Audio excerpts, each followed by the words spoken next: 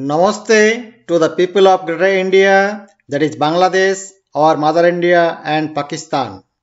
Netaji and INA gave the freedom of Greater India not by the non-violence of Gandhi. Gandhi was an agent, puppet and slave of the British. British brought him from South Africa and used him as a human firewall against the revolutionary members for India's freedom. It is the fourth episode of Netaji in the period of World War II.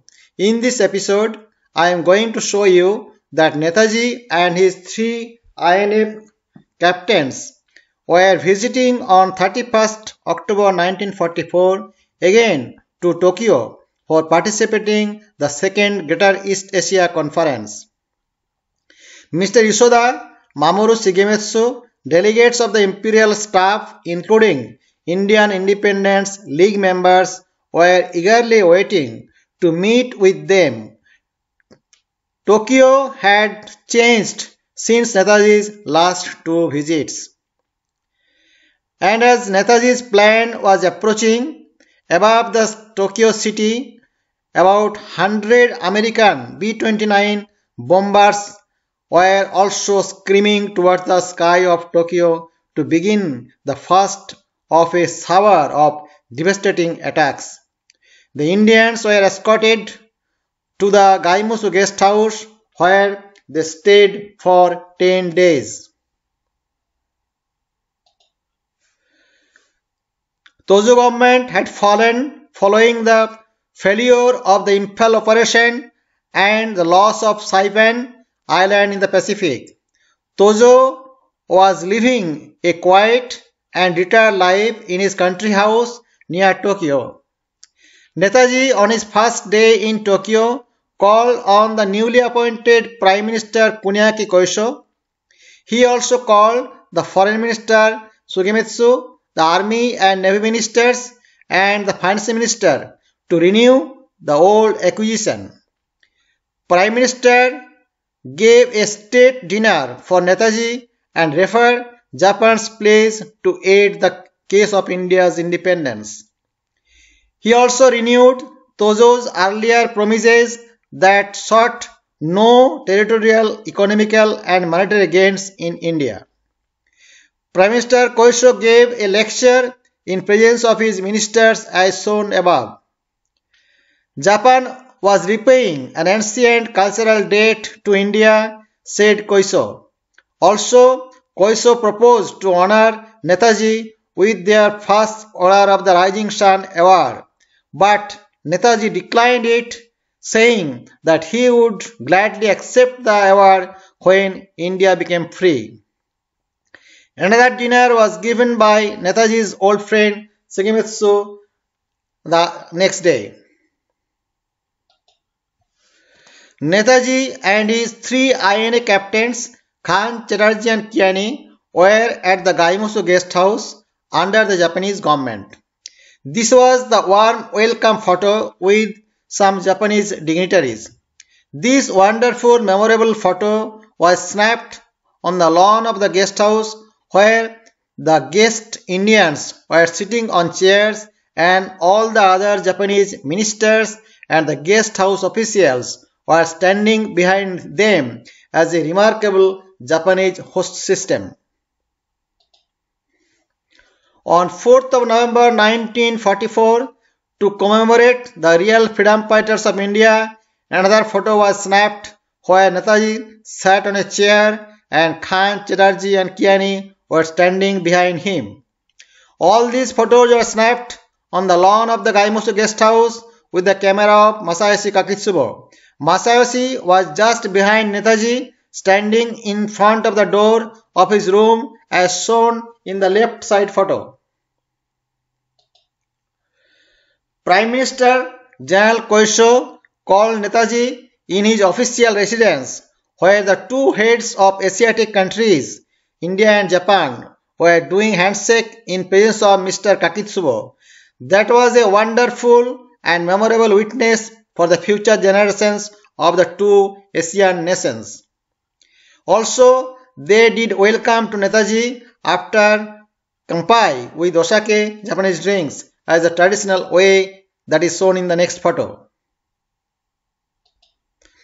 Jasmine dese yodacharang videse niyamang nasti.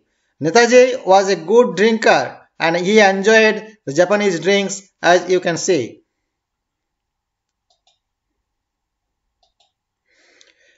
Netaji had participated the anniversary of the Greater East Asia Conference Joint Declaration Committee on 5th November 1944 with Shigemitsu. He also delivered a firing speech in presence of the committee members as shown here. The first anniversary of the Greater East Asia Conference was officially opened by the Foreign Minister Shigemitsu at the Hibiya Public Hall on 5th November 1944. Netaji was speaking in front of the Japanese and Indians in English and his personal secretary was translating into Japanese standing beside him. You can see in the both two photos. In this time of visit to Tokyo, the Imphal operation, Netaji's brainchild had failed, but he was not discouraged. He addressed to a large number of both the Japanese and Indians overflowing the world-famous Hibiya Public Hall in Tokyo. For over 2 hours, he thanked the government and people of Japan for their sympathy and generous cooperation for the Indian freedom struggle for independence and expressed his determination to continue his struggle until the freedom of India was achieved. He asked for further support of Japan and requested for praying to God and Lord Buddha to have India's independence. When the speech ended, the audience gave him a thunderous and prolonged applause. On the eve of 17th Indian Independence Day, that is on 15th August 2017, this photo was posted by me in the social media Facebook when Mr. Modi was delivering his speech at the Red Fort in New Delhi. After his lecture, Netaji did foreign press conference and the nice photo is published in my books. My comment: Jai Hind, Long live Modiji, Vande Mataram. Netaji Subhash Chandra Bose is giving his Ashirwad from the heaven to you. I am happy that you visited the Renkoji temple that I visited many times since 1993 with my Japanese boss, whose father was the Elokam interpreter in the period of 1943-1944 and was a personal secretary of Netaji in the period of 1944 to 1945. As you can read, my comment was the top comment among 69,000 comments on this important historical memorable day. And just after 1 month, I have published the ebook entitled Unknown Facts of Netaji, Japan and Southeast Asia through Kindle Amazon. I have presented the ebook to our Prime Minister Narendra Modi on the occasion of his birthday gift in September 2017. This ebook and the other books were published with the advice of Netaji's personal secretary Masayoshi Kakitsubo and his son Dr. Hiroshi Yajima of Japan. Netaji delivered another speech at the Tokyo Imperial University to a smaller but more sophisticated audience and again with great success. In interpreting these speeches, Mr. Kakitsubo said, I admitted Netaji's mastery of the art of speech making and I felt a great reservoir of goodwill and sympathy in Japan for India's struggling for freedom, the land of Lord Buddha. Netaji told me that the larger the audience, the more at home he felt in making a speech. After lecture, there was a garden party where Koiso, Vargas, Kakitsubo and Netaji were discussing the future for plan or war of India's independence. Netaji was engaged on doing foreign press conference after his lecture at the Hibiya Public Hall. Also, Netaji participated the meeting of the Indo-Japanese Association, or we can say IGA, where Mr. Marquis Okuma, president of the IGA, delivered a lecture and proclaimed to help Netaji for independence. This nice photo is published in the books.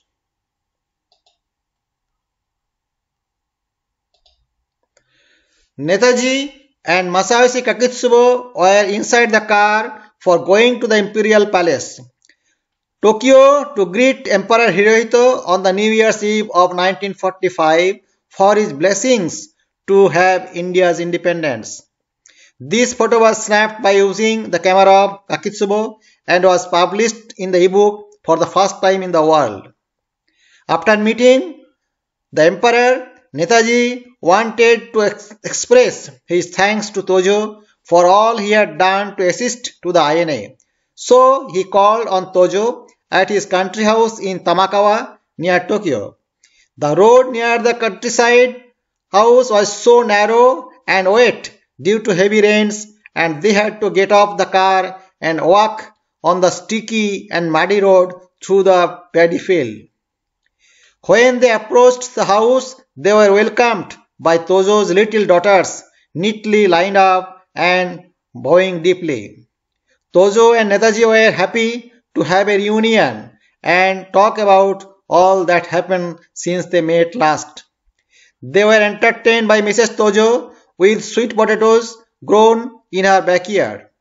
Tojo presented Netaji a sword of honor for remembering and visiting him. Netaji returned to Rangoon in mid-January 1945.